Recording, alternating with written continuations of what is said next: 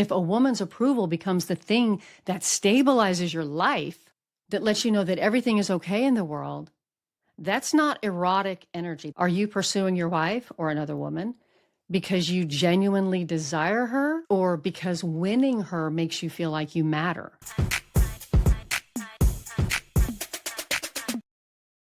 I'm Mary Knight, and this is Sex, Love, and Soul. If you're a married man lying next to a woman who feels like she's a million miles away, this is number one in the series of videos that I've created for you. Some of you are seeing escorts. Some of you are thinking about it. Some of you would swear you never would. But the energy of your marriage is flat, and not just in the bedroom, in the whole house. It feels like logistics, coordination, schedules, and never desire. And maybe because of that, you've crossed a line you never thought you would. Back a long time ago when I was an escort, I saw something that most people never get to see. Men in low-sex marriages, it was never just about sex. They showed up because something in them was starving, and they had been trying to earn love for years. And within a couple of hours, some of them were convinced that they were falling in love with me, but they weren't. And I knew they weren't. They were just high on the whole experience. So let me show you what that looked like. It would usually be our first, sometimes second meeting. We're at a 5-star hotel suite, and on the surface, he's calm, he's put together. But underneath, there's this electrical current.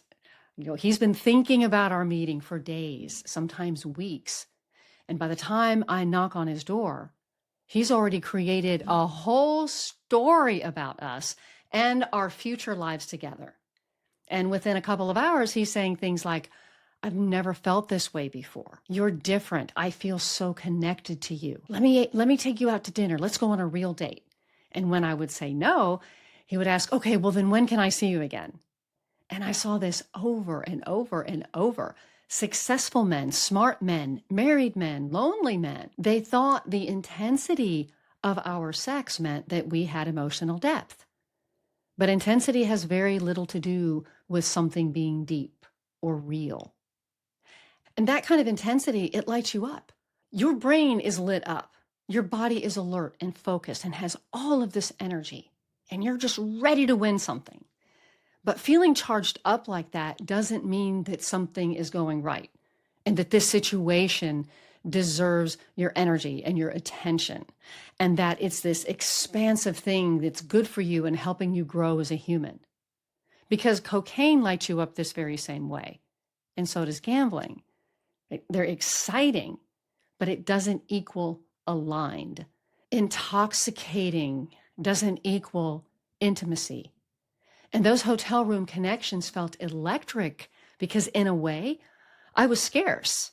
Because our meeting was financially expensive for him, it had a defined time limit, and it was temporary.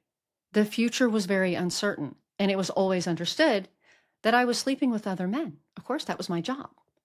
And that uncertainty makes a particular type of man really lean into that earning, proving, chasing dynamic. The I'm not like other men dynamic. Let me prove it to you. And it was because he didn't fully have me. And because he didn't fully have me, he knows he could lose access. And he wants to secure that access, even if it makes no sense. Because why would you try to lock down an escort? I was not good relationship material back then. But that energy he was feeling isn't love or passion. The energy was grasping and chasing, and it was just grabby. And if that same dynamic were placed inside of an ordinary life, like us being married and living together, shared routines, most of that chemistry would just evaporate because he wasn't attached to me as a person. He was attached to that earning, the proving, the trying to win something pattern that was going on. And men who fell the hardest weren't reckless. They were trained to react this way. Often early on, they learned that love wasn't automatic. It was earned by being a good boy, by getting it right. That's the pattern. And the fascinating thing here is that same drive to earn love that lit him up in the hotel room is the same motivator he's been using in his marriage for years, that trying to get it right, trying to be pleasing to secure affection. He thought that acting this way would create closeness and desire in his wife. But desire doesn't respond to that earning, chasing energy. It responds to direction. And earning and doing that little tap dance performance replaces leading, and that flattens out the sexual polarity. Not overnight, but slowly over time. And then when he steps into a dynamic like with an escort, where there's that same kind of uncertainty about whether the escort really likes him or just wants his money, of course, he gets all lit up again. It feels like life itself, that uncertainty. And that doesn't make him foolish. It makes him stuck in a pattern. And again, that energy isn't love and that grasping energy. And that's not masculine energy. It's reactive energy. And it turns women off. Masculine energy doesn't chase, it hunts. And hunting is different. Hunting chooses. Hunting moves with direction. Hunting isn't frantic, it's focused. And when a man is chasing, he's trying to secure something.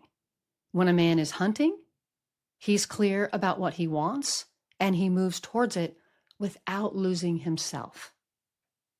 Chasing says, don't lose her, I can't lose her. Hunting says, I choose you.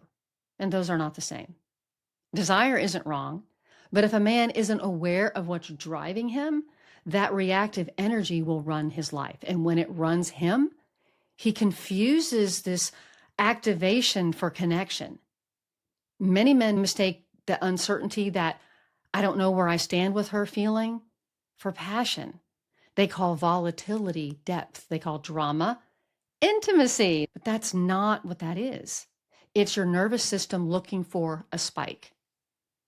Meanwhile, he's watching himself, choosing every word carefully, not bringing up what he actually wants to talk about, like what matters to him, because he doesn't want to mess this up, because he's trying to secure access to her body. And when he's chasing, he's not choosing. And there's a massive difference between wanting her and wanting to win her. Can you tell the difference? Notice what that's like in your body when I say that. Because a directed man can tell the difference. A directed man doesn't chase everything that excites him. A steady man can feel chemistry for a woman without losing himself. Doesn't need uncertainty to feel turned on. He doesn't confuse access to a woman's body with his own sense of worth. He doesn't need chaos to feel alive. He doesn't fall apart when a woman pulls back. He feels steady. And for a lot of men, safety feels boring at first, especially if they grew up in chaos, if love felt unpredictable, if affection had to be earned, if things ran hot and cold, you never knew where you stood with your parents or your caretakers, then calm doesn't feel right. It feels flat. But it's only because the body is just used to all these spikes, the drama, the distance, the hot and the cold. And that registers as excitement to your nervous system. And I'm not saying that it's fun excitement. I'm saying that it's stimulating. And here's where this gets even more interesting. A lot of nice guys I coach are not soft men at all. They're edgy, they're adventurous, they're capable. They just created a relationship where one small bump, not a betrayal, not a disaster, just like life shit happened. And then the sex fades. And then once sex becomes fragile, it becomes dramatic. Now, the topic of sex carries so much weight. It's so heavy. Now, all this push and pull and unspoken negotiation. You know, if you don't think of a low sex marriage as drama, your nervous system sure as hell does. And you tell yourself, well, it can't be dramatic because she's stable and she's a good mom. You know, she's not like the other women I dated that were alcoholics and drug addicts and sex workers. Here you are, low sex, no sex, walking on eggshells, feeling the distance. Make no mistake, that is drama. When something is steady, his body doesn't spike, it stabilizes. And he's been running on adrenaline his whole romantic life. That stability can feel like nothing. No rush, no tension, no edge, just calm. And he mistakes that calm for boredom. But that calm is strength. And that's where real intimacy grows. That's where powerful, hot sex grows. Not in the chase, not in the win, but in choice. So let's do an embodiment exercise here really quickly. I just want you to sit up, feet flat on the floor, straighten your spine, not because you're trying to look confident or strike a pose, but because I want you to feel the actual structure of your body, the strength of your spine, how you have to activate your core to sit up straight. And then take in one slow, deep breath down into your belly, all the way down into your belly, below your belly button, and just try to expand that space with air. And now breathe out slowly through your nose. And notice something.